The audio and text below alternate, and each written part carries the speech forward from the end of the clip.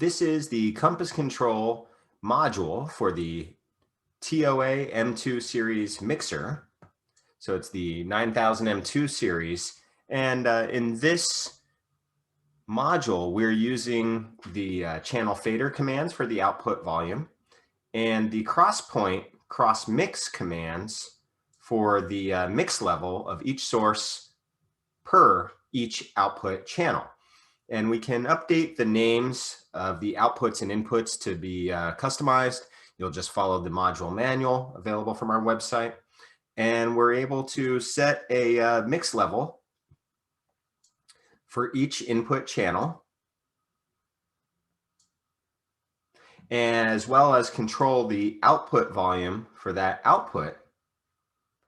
And we could have a unique mix level for each input for each of the outputs.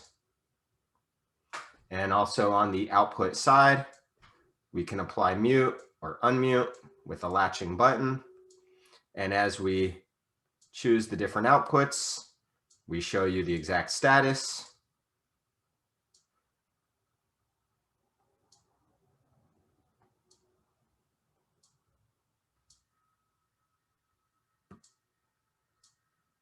So we'll just go through here and show you the